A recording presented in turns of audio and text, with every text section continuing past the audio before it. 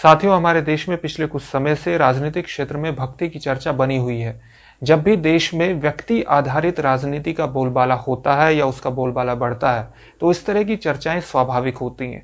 श्रीमती इंदिरा गांधी के दौर में भी जब व्यक्ति आधारित राजनीति का बोलबाला हमारे देश की राजनीति में हुआ, तब भी इस तरह की चर्चाएं बहुत स्वाभाविक थी कि राजनीतिक क्षेत्र में भक्ति के नफे नुकसान क्या है। और अब मोदी शासन के दौरान भी जब व्यक्ति आधारित राजनीति देश में प्रोमिनेंट बनी हुई है, उसने प्रमुखता प्राप्त की हुई है, तो इस तरह की चर्चाएं फिर से बहुत स्वाभाविक हैं। लेकिन राजनीतिक क्षेत्र में भक्ति क्यों उचित नहीं है, इसके लिए हमें 20वीं सदी के इस देश के सबसे महान विद्वानों में से एक डॉक्टर भीमराव अंबेडकर के विचारों की तरफ ध्यान देना चाहिए। 25 नवंबर 1949 को संविधान सभा में भाषण देते हुए डॉक्टर अंबेडकर ने भक्ति के विषय में जो कहा था, अगर हम उसे जान लें तो हमें बिल्कुल स्पष्ट हो जाएगा कि राजनीतिक क्षेत्र में भक्ति किस तरह से नुकसानदेह हो सकती है।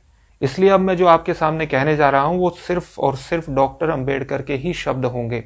डॉक्टर अंबेडकर ने कहा था, अगर हम इस देश में लोकतंत्र को बनाए रखना चाहते हैं तो हमें जॉन स्टुअर्ट मिल द्वारा जो सलाह दी गई थी उस सलाह के साथ सावधानी बरतनी होगी। मिल ने कहा था, कभी भी अपनी स्वतंत्रता को महान आदमी के कदमों में भी ना रखो, या ऐसे व्यक्ति पर विश्वास कभी ना करना जिसके पास तुम्हारी लोकतांत्रिक संस्थाओं को पलटने की शक्ति मौजूद हो।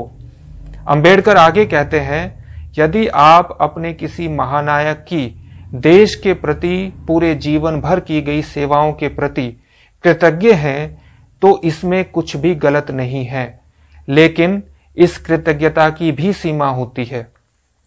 जैसा कि आयरिश देशभक्त डैनियल ओकॉनल ने कहा है कि कोई भी व्यक्ति अपने सम्मान की कीमत पर किसी के प्रति कृतज्ञ नहीं हो सकता।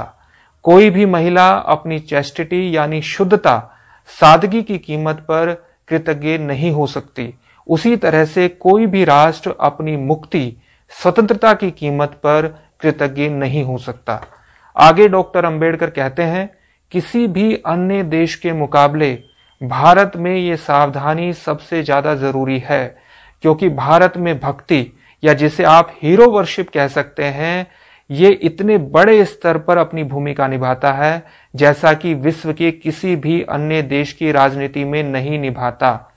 अंबेडकर आगे कहते हैं कि धर्म में भक्ति आत्मा की मुक्ति, मोक्ष का मार्ग हो सकती है, लेकिन राजनीति में भक्ति या हीरो वर्शिप निश्चित रूप से पतन और अधिनायकवाद यानी तानाशाही की ओर ले जाती है।